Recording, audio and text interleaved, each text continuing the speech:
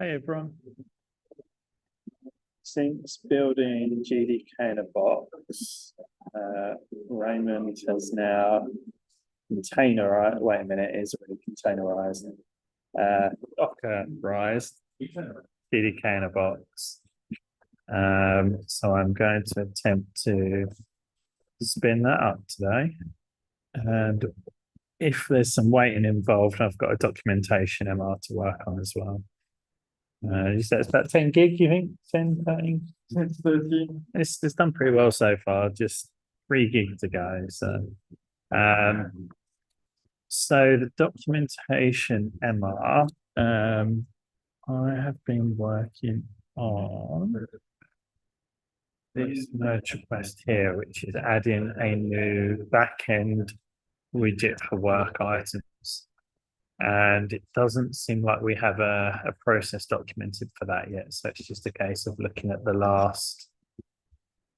latest MR and kind of borrowing what that does. So we have an issue somewhere for that. Right, documentation, here we go. And I guess I'll just start scribbling VS Code for now. Based on what I've done here, which I don't know if this is right or wrong, so it'll just be somewhere to collaborate. There is one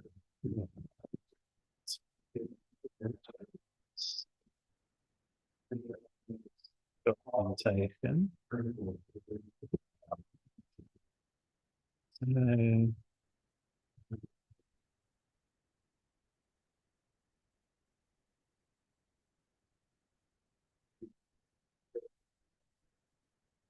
Okay, so let's get the list of widgets supported by a work item. That can get the widget data, that can update the widget.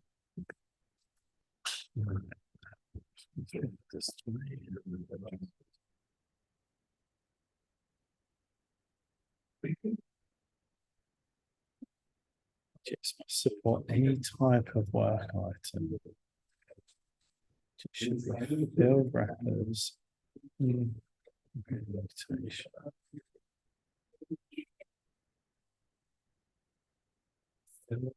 components.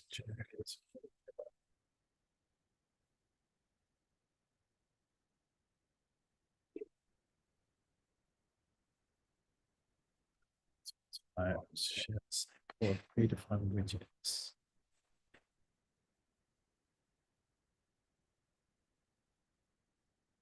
Right. Okay, so this is the only step that I feel like is properly documented at the moment.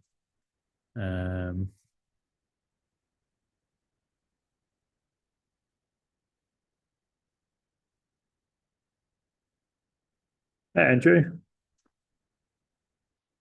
Good afternoon. Is it Nearly 11:30. So we're getting there. really? Good Okay. evening. You all right? Uh, oh, so. I'm I've I'm been up in Brisbane for the weekend, and I've rented an EV, and it refuses to charge. no. Well, that's good ammo for me to continue not jumping on that bandwagon quite yet, despite me obviously being a bit of a tech person that wants to. I'm streaming and I'm gonna give a bash. So we've got this GDK in a box that runs in like a VM.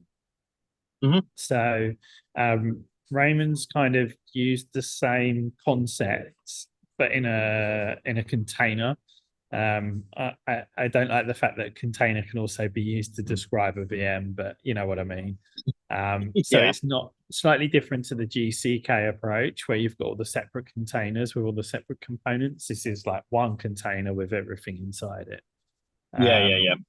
Using pretty much the same sort of config, if you will.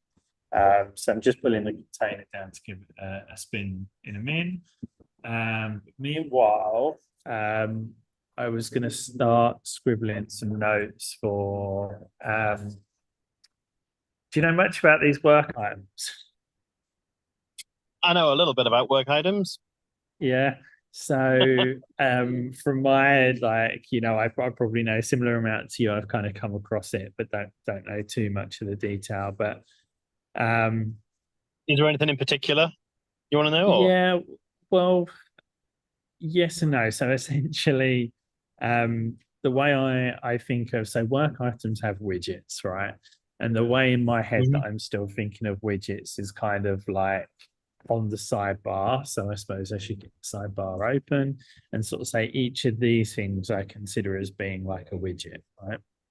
Yeah. Now they've kind of used the terminology a little bit different, or the term a little bit different, if that makes sense. So a widget actually describes not just like the front end component, but the entire sort of the back end part of it as well, if that makes sense. Okay.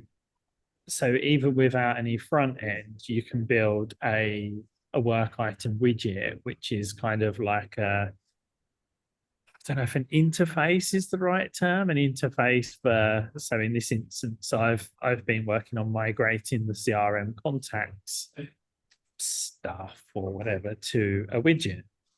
Hmm. Um, so yeah, but it doesn't seem to be documented at the moment. So I've done the usual kind of let's find another MR that's done something vaguely similar and borrow as much Yeah. as possible. But I think this process is maybe what the word is like iterating quite quickly. It's changing the most of the widgets at EE, and this is not an EE one. So there's a bunch of reasons why it's been a bit fun.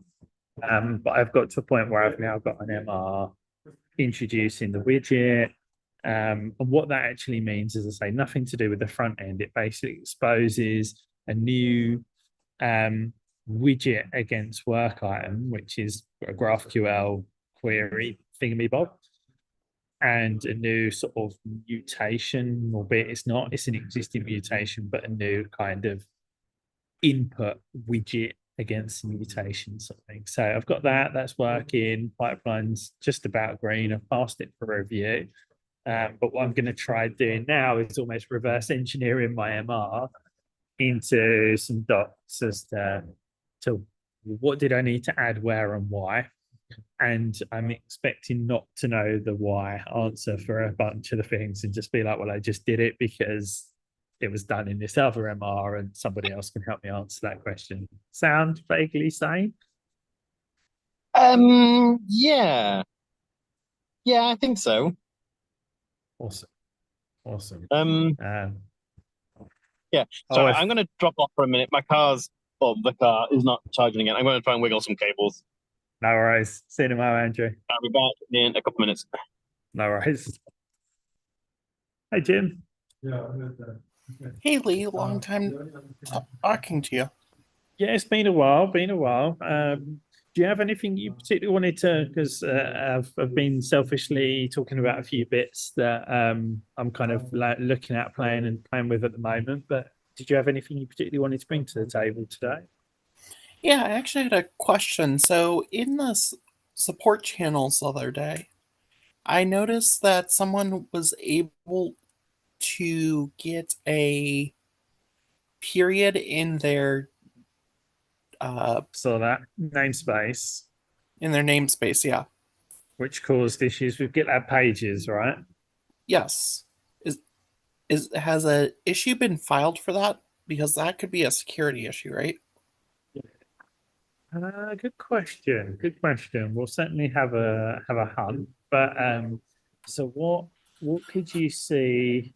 Are you sort of thinking of some way we could sort of exploit that in some way? I'm sorry, say again? Are you thinking that that could be sort of exploited in some way? There's a way that Yeah, we could use that maliciously. Um, correct. So domain takeover. So for example, you have star dot whatever as your host and they take over and they do star dot star, so like API dot whatever, like regex for example. So so for example, this goes back to another security issue you guys had with your guys' Slack, right? So all the way back with your guys' Slack, um, anyone could join your guys' Slack account because they could open a GitLab ticket, right? So that he basically gives you a GitLab email, does it? And then you could use Yes. that. Okay. And so Okay.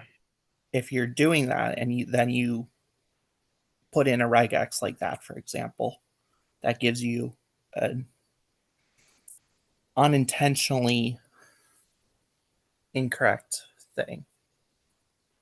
Yeah, I'm just trying to understand. So you define a domain for kind of GitLab pages, right? So in our instance, I think it's gitlab.io. So then by default, any GitLab pages site that's generated uses the namespace as the subdomain. So, Right. for example, our GitLab org would be gitlab-org.gitlab.io. But if it was gitlab.org, then it would then create gitlab.org.gitlab.io. So, so you sort of saying that if it's basically the expectation that all of the GitLab pages sites would be subdomains of gitlab.io, and Correct. we wouldn't expect it. Okay, no, I think I get what you're saying. So somebody could create a namespace which could be malicious dot gitlab org, yeah, and then Correct. the domain name would look like it was sort of a subdomain of GitLab or .gitlab.io, but actually it was not at That all. that would also work as well. Okay, That was okay, my second one that I was I can see hoping. that as a just about a vector. So let's have a search. Oh, it looks like my containers board, so I'm going to try and spin that up in a minute. If you missed at the beginning, Raymond on Contributor Success has kind of converted the virtual box slash UTM GDK-in-a-box into like a container. So I'm going to give that a spin in a minute, see how that works. So yeah, let's try. The real question is it going to be less painful than GDK-in-a-box normally is? In theory, I would say yes. I mean, I don't expect it to be much different. The main beauty, I think, is in the automation from a build point of view. With the GDK in a box in a VM, we So, we so let need me ask this real quick then. um, What's the expected workflow for that then? So you go and develop in the box, or you develop in the Docker, or you develop outside the Docker and then build your Docker. inside, I would say. So exactly the same. It's as similar as it possibly can be to the current GDK in a box paradigm, if that makes sense. So I think I'm just gonna stop sharing for a minute. I don't think there's anything sensitive in my SSH config. I don't know if it's possible to even put anything sensitive in your SSH config, but I think I need to add an entry for this. The This problem I foresee with doing it in a Docker is just like you said, unless you're using reusing the same like config and everything. So like setting up your email every time you build or whatever. Yeah, I think that should just work. Um, In most cases so with Docker, you tend to mount a folder into the container, though, don't you? You Otherwise, you you're going to lose all your could. changes. It's not like a VM where you quit out and everything gets saved. Right. well, And that's what I'm saying. You're going to have to do a bind mount probably because you don't want Yeah. to do a yeah, Docker volume most likely. I don't know actually. I think I can share again because I don't think I need to add anything to my SSH config, but I might be mistaken. So I think now I should be able to what do here and here remote to host be GDK.local. I need to do GDK. GDK.test if I've got that host name set up. Not established. Okay. So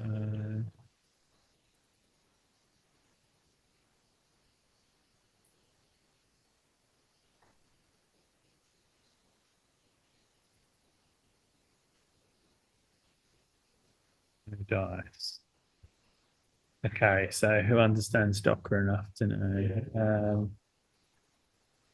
Does this mean that I should be connecting on the port on the left or the port on the right? So you're going to connect. So the one on your computer is the one on the left, always. Okay, so I So actually it'd be need to tell it. 2022. Okay. Test. Okay. Looking promising. Right, it's asking for a password. Why would it be looking for a password? We need that or that. I don't know. I guess I can just trim all that.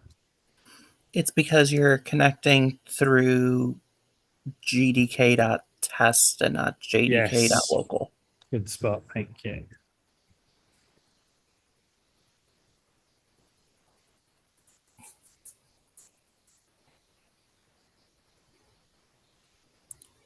You're not a fab of indentation, Lee?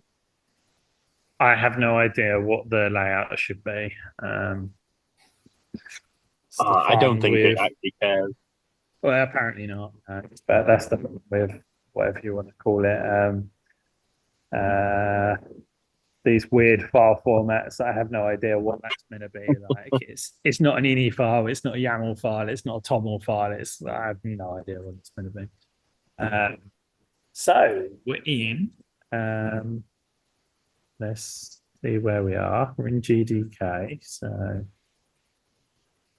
not a good start. Oh no, because GDK is the name of the user, not the. So we need to change directory to where. Where is it installed?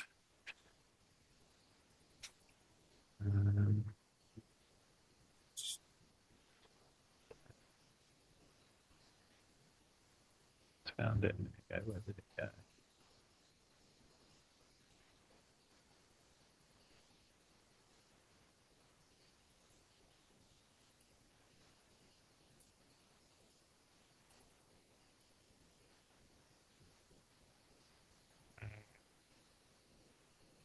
GitLab GDK, I think might be where I need to go to, but I would expect it to. Let's set up as the work DR. Shouldn't it automatically connect you into that folder, or is that not how it works? Did it change based later down on the file? I'll double check.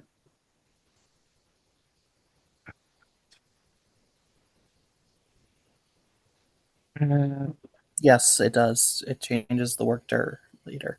Yeah, but then that would be even better, right? That's exactly where I want to be. Never mind. Never mind. Terminal. This one. Right. GDK status. Down. Okay, so I guess there's nothing configured to start it automatically at the moment.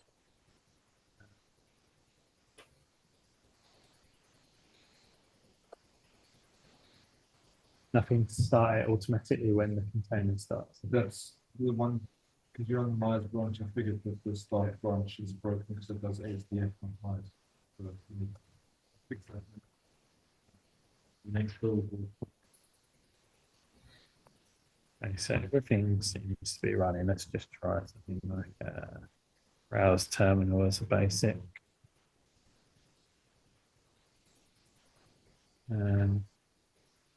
It also thinks it's listening on GDK.local, I think, which could be a problem. So let's modify that. Yeah. Oh, well, you won't be able to click the. Yeah, but there'll be a whole bunch of stuff, won't there? So the that's- host name is GDK.local internally. So Okay. the box is fine. Box is listening okay. And if you just hit localhost 3000 on your browser, If it- cool. Okay, cool.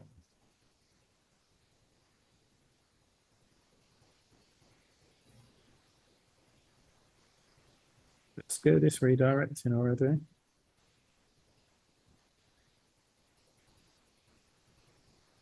Nice.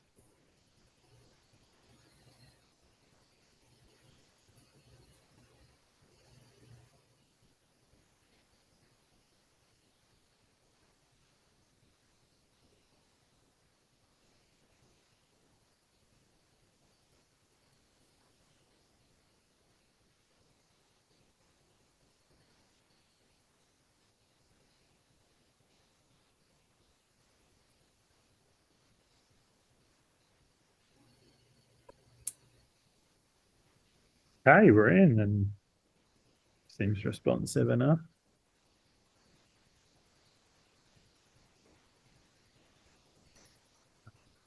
My go to like running a spec or something.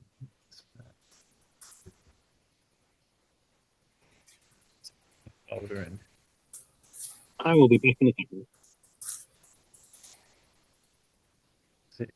GitLab GDK, GitLab development. What Yeah. user is everything running as? Is it GDK. okay? So then you should be able to run that in Podman easily enough then, which is Docker alternative. Okay, so I'm actually using Rancher desktop anyway, so I'm not actually using Oh. Docker native because like I don't know what you want to call it, corporate thing or whatever, we can't use Docker desktop because of the licensing. So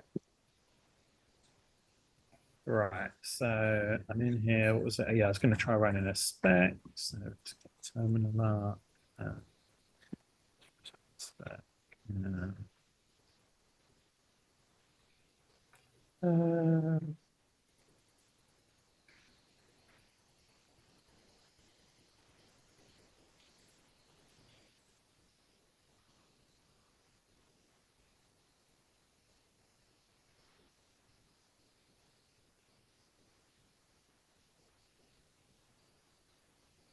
but yeah, I think I was touching on one of the biggest benefits I see being the building it. At the moment, we have to do two builds. First of all, one for VirtualBox, which runs on Windows and Linux, and one for UTM that runs on Mac or Apple Silicon Mac. And yeah, it's a reasonably manual process. Whereas this is like a really, really simple Docker file. So And you being don't have able to worry to, about disk space either or any of that other stuff. how do you mean? Because you don't have a separate, like, I don't know, like a limited disk partition Correct. for the VM. Yeah, yeah, yeah, it makes sense. I guess there's a bit more danger of it eating into your um, host disk, but I don't see that as being a drama. Well, you would have the same issue no matter what, because either a virtual disk is taking up all that space or Docker's taking up all that space. Yeah, technically, the VM disks is limited, I guess. I don't know whether in Docker, Sure. in Rancher, Podman, any of the other alternatives.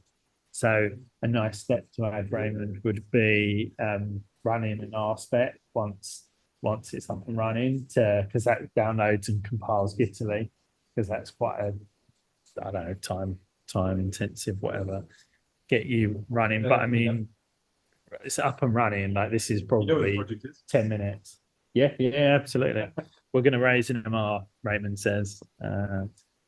So, yeah. I'll try and throw if once it happens, let us know in the channel and I can go and test it on Windows for you. Yeah, awesome. Awesome. So the only thing is, how close do we need? You're fixing that SDF thing, then we can probably merge it because you know what it's like if we end up with a bunch of different MRs, branches, etc. So hopefully by the end of the day we'll get a few things merged. I can merge this now. Well, it's worked for me, hasn't it? Even though you spotted one or two. Oh, okay, gotcha. It's for the branch. Awesome. Okay, so Raymond has pushed something which we will see in merge Yeah, requests, I guess. And Amanda, Hello. Hello again. I'm glad to know that you weren't talking to yourself. Andrew, hanging out in the car, right? I am. I just grabbed my laptop out my bag. It's a bit easier Did to read what's going on. did wiggling help or? It did actually. I realized there was the plug's weird. It's like a double height plug, and there was a stopper in one of the things, so I just had to take that out and it fit then. Gotcha. And now I've got 2 So hours of charging to wait for. gotcha. So prefixing the GDK command with Myers, why is that necessary, Raymond? sorry. Why is it necessary? Oh, because Mize only does some stuff when the prompt is rendered, and at that point the prompt's not rendering because it's running in an uninteractive fashion. Okay. So- But when you're in, so But when you're I in- didn't need to run. When you're in, it should just work, but because it's rendering a prompt and you're now in an Absolutely. interactive fashion. Yeah, it did indeed. Awesome. And the specs have run fine. So, yeah. Do you know what? This is Just a bugging me as comment. well. If Lee Yeah, go needs on. to ask why that's in the Docker file, should we add a comment on that file just to say why it's doing that? It's not a bad idea, although I think README and licensing other things will have to come to this project fairly soon. So yeah, it's a good idea. So let's have a look. What did I? Oh yeah, I said about running RSpec. So how do we need to do that? So we need to go back to the main. I don't know whether it's this arbitrary. So this one we make bootstrap. We do a GDK start Postgres first, but there's no reason why we can't. And I think also we might be able to change this. I've got a feeling you don't need this feature flag anymore. Let's have a quick look. Is right now the default then? I don't think it's the default yet, and albeit that I have configured it as a default for GDK-in-a-box, which is why Raymond's used that as a default first. So most of these commands are kind of from the GDK-in-a-box stuff, so we've got ready. So if it can follow suit in as similar fashion as possible. Are you going to be passing in variables so that they can adjust to pull up however they want it? Configuration variables, if that makes sense. What have you got in mind? Just some of the specify what version, things like that you're running. So enterprise versus community or whatever that's called, and some of the other ones. I mean, we always develop on the main GitLab project, regardless of whether it's EE or CE. We can't, unfortunately, like inject a license or anything in automatically because it's open to some kind of misuse. I think we probably could allow you. I know there is a way with GDK at the moment to like, I don't know if you have to name it specifically or pass an environment variable or something if you've got a license file on disk that you want to pass in. But personally, I've always just loaded my licenses into GDK through the UI once it's set up. You were questioning persistence earlier. Let me just tweak what I think we need to do. Yeah. So you start the container, you create a new container. will be separate. Okay. Okay. So everything is within that container. Let's start with that container. Restart the container, no problem. Okay. Okay. Restart and restart. So there's no mounted volumes or anything. It just naturally, I always misunderstood how containers work, to be honest. I thought that as soon as you stopped a container, it was kind of blown away, destroyed. And next time you started it, it would start from a fresh image. But apparently that's not the way it works. So it's up to you. Actually, no need to, but so let's have a look at the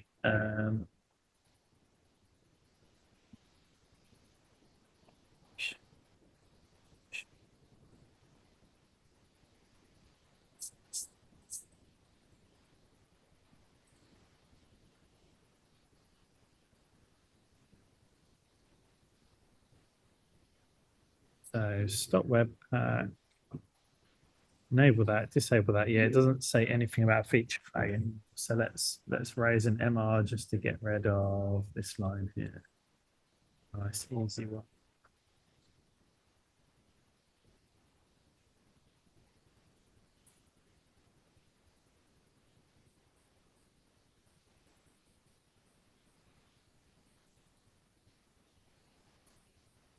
Mainly. Yeah, just bearing in mind that the Mize branch changes some of that stuff. Maybe That is, yeah. do that as well.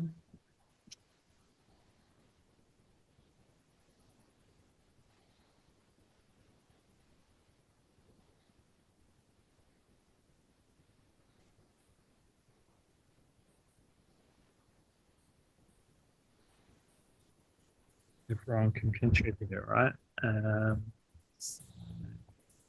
Then next, what it was run a spec. Switch back to our main branch. So reconfigure. I think we then GDK start. I wonder if it would work without waiting. What's that?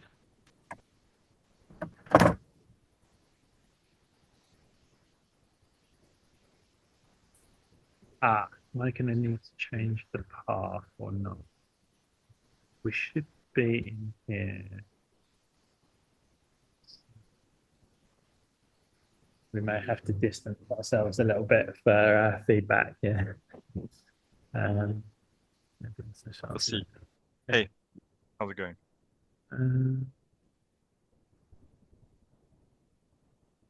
You're as good as anyone to answer this, Raymond. So a couple of things we noticed. It could be to do with the Myers thing, but when we connected, I think I know the answer to this actually, because of the way that we're connecting, because we're SSHing into the container, it's completely going to ignore the work directory. Yeah, it would only be if we were attaching to the container directly that it would. Yes. So when you're SSHing, you probably land in the container's home directory or in the GDK user's home directory.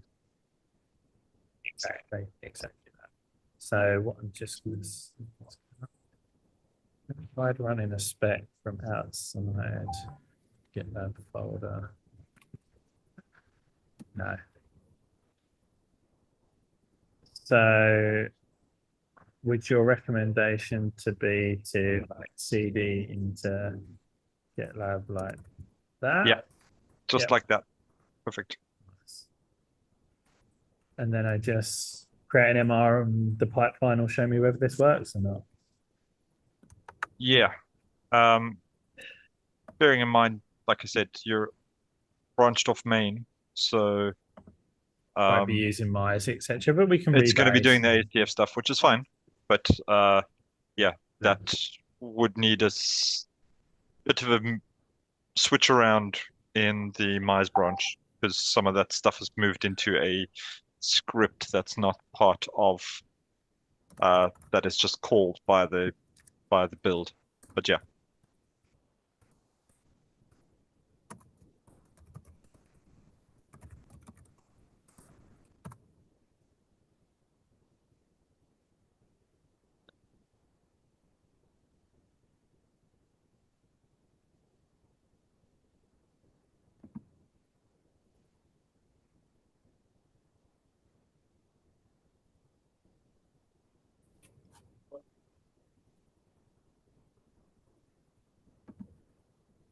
Awesome. Where was that? Nice. So what I might do is check out the branch. It's not really massively going to put it through its paces. You know what I am going to try doing? I'm going to try running a feature spec because I've got a feeling feature specs don't work on the VM's GDK-in-a-box. Whether that's just on the Linux and Windows one or on all of them, I can't remember. I'm just going to try one anyway. Specs.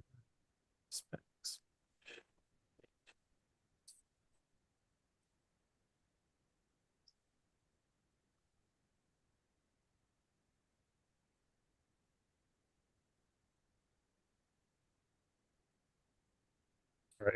Well, we got a little bit diverted as well because we were looking for an issue. Yeah.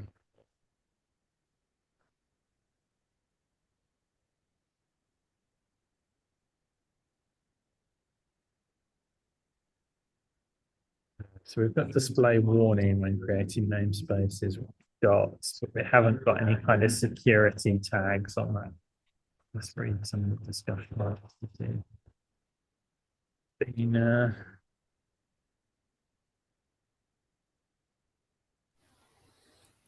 Is that pickupable by community?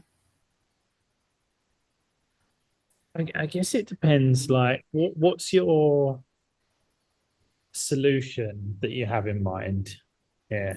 Replace the dots with a hyphen only when it goes to um, the pages stuff and when you're trying to render the pages. Okay. And you'll have let's to have a put look. some message in. Yeah.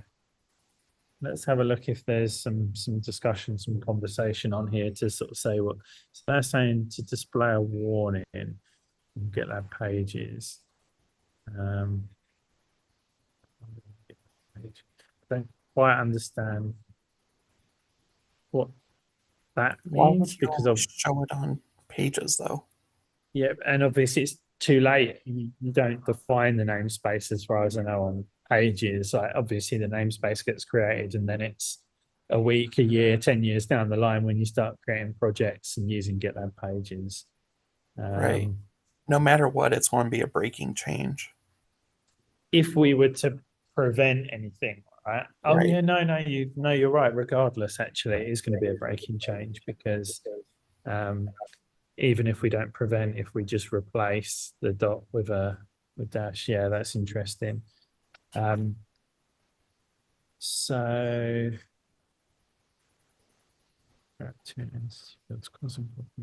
URLs. Yeah, let's have a look what conversation's taken place. Oh my God, you guys like labels. Well, the one thing I can say for that is it made this issue incredibly easy to find, right? Amongst 78,000 issues, I was quite impressed. Double muted then. Is that a case that existing ones with the dot just don't render or don't work? So I think it all depends on how your DNS is configured, right? And it sounds like, Jim, you've got a bit more of a deeper understanding than I have that. Yeah, so the other day we saw a namespace where it was API dot something dot GitLab dot io. And hold on 1 second, let me mute my alarm. And so when it was trying to render, it was showing, or Google Chrome was showing, hey, this is an insecure page. And if you take a look at it, it was because it was rendering API dot whatever dot GitLab dot io. Whereas the certificate that GitLab has for those URLs is star.gitlab.io, not star.star.gitlab.io. Yeah, which is also interesting because yeah, definitely DNS. I don't know if any of you know DNS a bit better than me. I know you can set up wildcard domains, but I didn't know that they were infinitely, what's the word I'm looking for? Like sub domain. Like I thought if you set up a a wildcard subdomain for star.gitlab.io, I didn't think that would also handle star.star. Well, apparently it does. It works. So that's quite interesting. Unless somehow we've set up star.star. Yeah, the certificate doesn't work. Yeah. So yeah, Yeah. so certs won't honor the multiple layers there, but yeah. DNS, obviously there is a way. Yeah, it might So be it's all, DNS resolver, honestly, for that, how it's configured for the star.star. But as I brought up, there's the whole issue with other stuff where you might get a email or something that you're implying. yeah. I'm trying to think. I had some fun. Yeah, so what I tried to do, which clearly was pushing the limit a bit too far, but I've got a self-hosted GitLab instance.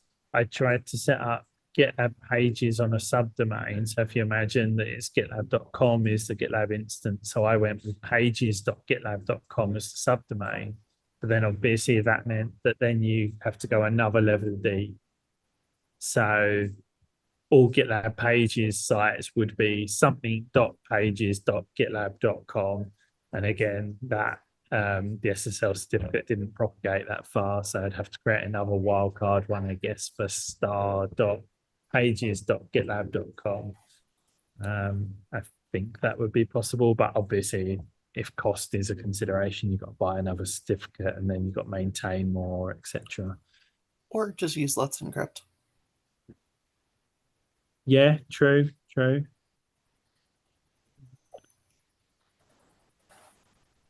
So it doesn't. I thought there'd be more discussion, more conversation on this. I think we'll definitely add the security label and pass it to the security team. Hold on, what did that gentleman say? One above. Douglas said, refuse those.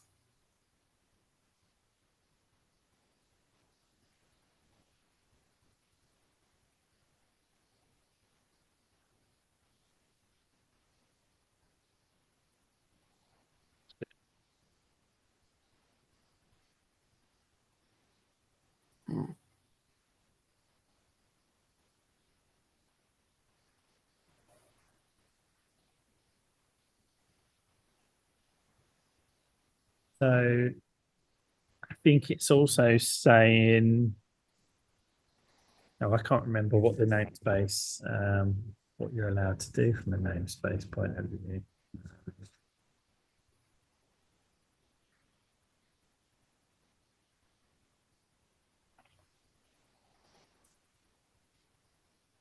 It does let you put a hyphen at the end, which is invalid. Is that a DNS issue? I believe so.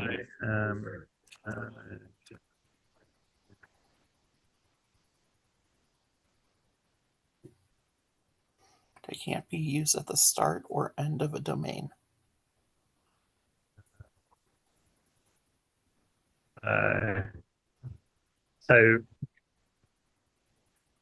So that's I'm trying to figure out. So does that just doesn't work by the sounds of it at the moment? It sort of explodes. So you're going to have to enforce all DNS rules on the names. Yeah, but like I like your simple solution for replacing dots with dashes, but obviously if a dash isn't valid at the end, that's sort of we've still got it'd be nice to have one rule that fits all, whether that's possible or not, I don't. Use the tilde character or some other character that no one uses. God, now you're asking me. I don't reckon that will be. The squiggle. So.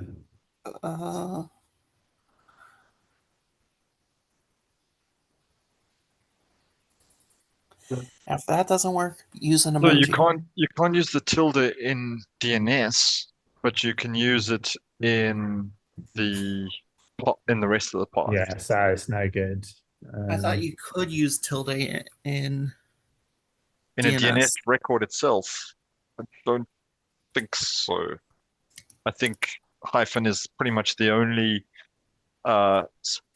character allowed in DNS itself.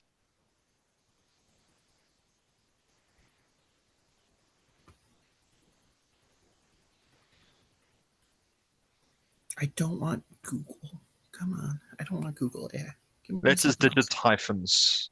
Underscores are allowed but discouraged in DNS, but that's it. Okay. Here's a reference from Cloudflare I'll put on the chat. That's probably a better reference than some random website. I'll just read. I think Andrew's lagging quite a lot, so he shared a few comments. You can't have nested wildcard SSL certificates, which we sort of figured. It will work. We'll throw an SSL sort of a I don't know, insecure error, which we saw. Which is so I don't think you can just replace a dot with a dash because you could have. Yeah, that's a really valid point that Andrew's making. So if we were to replace dots with dashes, we could actually, there could be a namespace, there could be a group called, you know what I mean, like GitLab.org, and there could be a group called GitLab.org. So you're going to have to prevent this at the creation level. You can't just do a replace then. So when the group is created, then you're going to have to put this in. I wonder But when you're creating the group, it already goes through validation to say that that namespace name is available or not. And so in that, when you do that validation, you're going to have to check if it meets the DNS rules then. Yeah, I'm just wondering though, like you've already said clearly it's a sort of breaking change, right? But I'm trying to think how we could implement something like this because of the fact that we've already got hundreds of thousands, probably millions of top level groups, and obviously a percentage of those will violate some of these rules. So how the question I have is how many break the DNS rules? Good question. So yeah, so what? I was on there a minute ago, wasn't I? Events creating a group.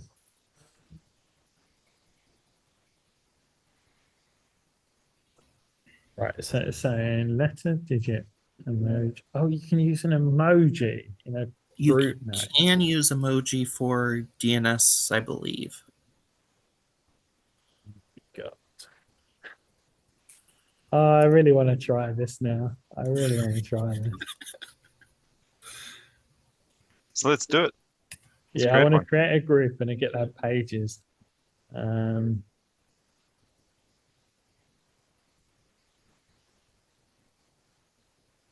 Yeah.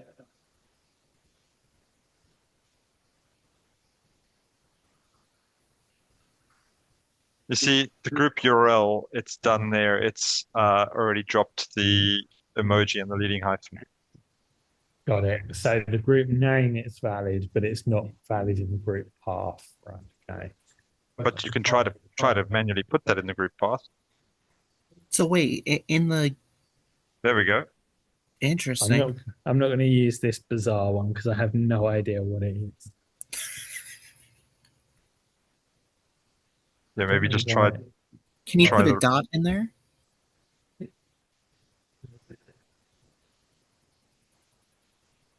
Yeah. It's been a bit funky at the moment. So.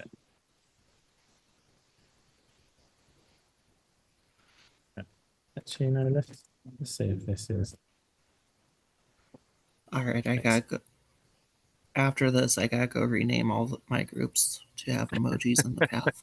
It sounds really crazy, but there's a project. Maybe Raymond can remind me what it is in a minute. The toolbox or something where we use them in the stage names for the CI pipeline, and toolbox. it's it sounds really stupid and like script kiddie, and I don't know, but it kind of adds a really nice. Let's get under GitLab org. Yeah, I can't see my title bar because zooms in the way, basically.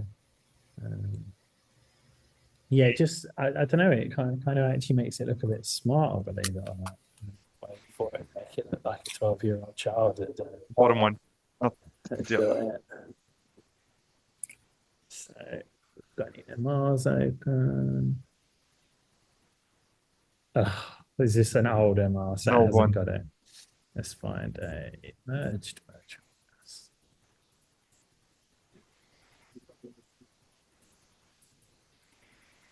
It's very simple. Oh, it's only got test on So it, if you which is just- annoying. But just yeah, adds. I don't know. I think it makes it look a little bit smarter. Anyway, this is just me. That's hilarious. Ah,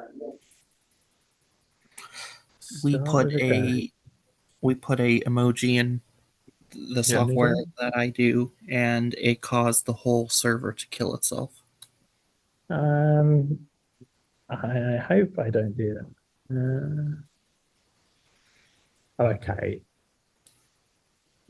It can also choose a group buffer. It's not start with a dash or end with a period. I It have to doesn't- move the card, I'm afraid, so I've got to log off. No worries. Thanks for Thank joining us, Andrew. Catch you everyone. later. Catch you next time. It's- Bye. So I guess it doesn't support. It doesn't explicitly say anything about special characters here. It's sort of saying It's an alphanumeric. alphanumeric, which that's not alphanumeric. Yeah, Yeah, but then so- it doesn't actually say. It It doesn't looks- mention dots. It looks as if we're imposing restrictions that aren't necessarily Oh, the restrictions from DNS there. it's not said that I can't use double quotes. So it's saying that that's available, but when you try to create, it's going to throw that Well, error. that's a bit crazy, isn't it? That So we- it should do the check before it even sees if it's available. I suspect I could be wrong, but maybe we don't want to spam the API. I suppose if we did it when you took focus away from the box, maybe we probably don't want to spam the API as you're typing. But it's already doing that because it's already checking availability as you're typing. Right, and So So actually, you- it's doing it the So it's opposite actually way. so it's actually doing more. If you were Yeah. if you were checking validity, you can check that validity without asking an Client API for side. that. Yep, you're right. Whereas checking the group path availability is actually asking the API. Okay. So where has this got us anyway? We know you can't use an emoji. We know you can use dashes. We know you can use dots. We know you can use underscores. So what? Yeah, where have we got to? Where have we got to? Have I closed?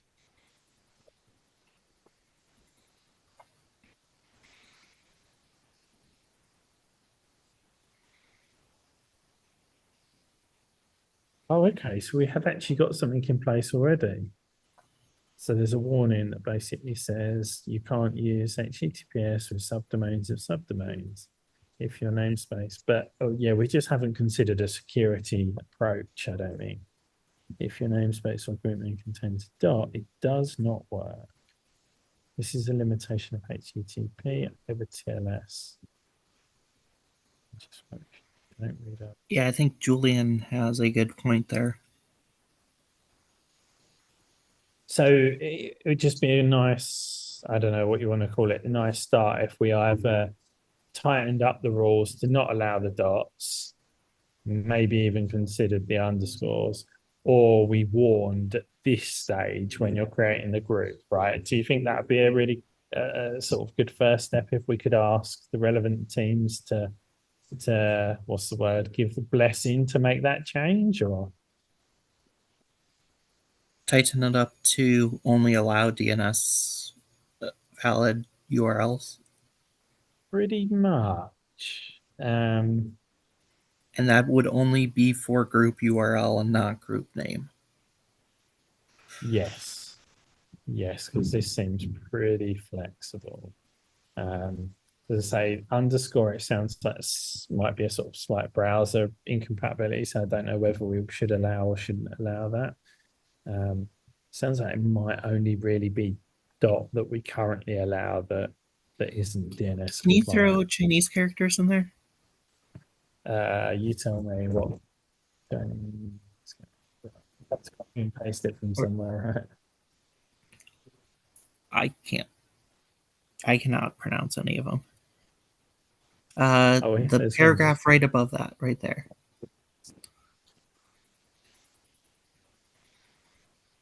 Ooh, No, it's that thing throwing us off the scent again. So okay, yeah. So two changes. One, oh no, also that's a because square. That's not even an actual character. it looks like a square, but I think Right, it's because it doesn't recognize the no. I fonts. think it's just the character. It's not Oh. exactly square on the corners. Like if I put that in, Oh, it's I you see. know. I mean, even a nice improvement to this would be doing this validation before it checks the availability, to be honest. But yeah, to potentially tighten up the rules to not allow the dots. I'm intrigued to know if that came up on here or has ever been discussed anywhere. I mean, we're never going to get around like this. So it's not just for groups, it's also for users. So we would have to add that same restriction as well when a user is created. I'm not sure if there's any more flexibility with creating users. And then with users, you have to worry about if they're populated from outside of GitLab as well. Which, for users, could you just drop the? Well, you can't just drop those. Yeah, I don't know how that works, to be honest. I guess there's some kind of SAML mapping type thing that goes on somewhere because I tend to think that if you've got, I don't know, two people, Sam Smith, you wouldn't have, but yeah, you surely wouldn't have Sam.Smith and then Sam-Smith or something like that, but there must be some kind of Yeah, I've seen silly things like that. okay, so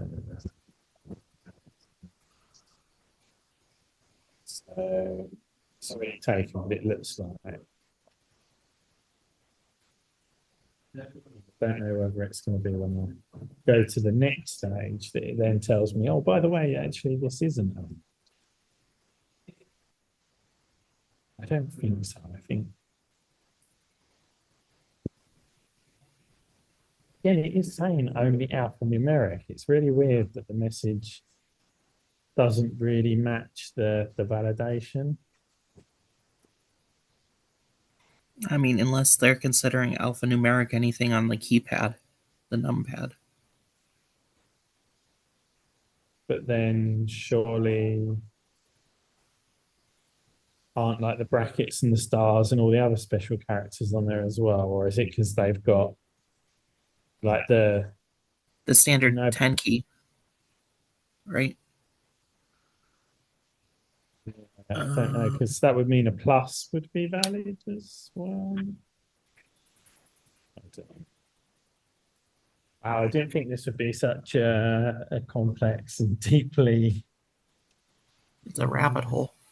Yeah, absolutely. But why don't I start by just tagging security?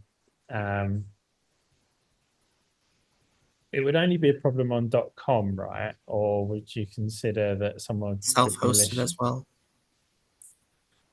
Yeah, I suppose you don't trust your users at the end of the day. They could be trying to do something naughty as well. Okay. And then yeah, maybe I'll tag the relevant PM for like whoever owns the user creation bit and whoever owns the group creation bit, just to say like, have we considered tightening up the allowed characters, and why are the messages not very good?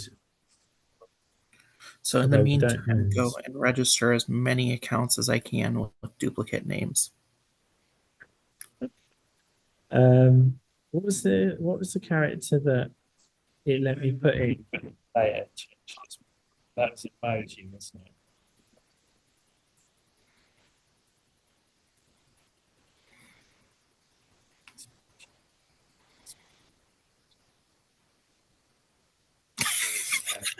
At least it's telling me. At least it's telling me.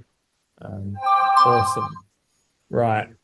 I have to run now, but I promise I will add a comment on this issue, and I'll tag a few people in it to try and move it forward and see if security are concerned. Okay. All right. Did Thank you my very much. feature spec work? I'm just going to have a quick look. Doesn't look like it did. Couldn't connect. We'll see if we can figure that one out. But yeah, great to see you, and enjoy the rest of your day. All right. Bye.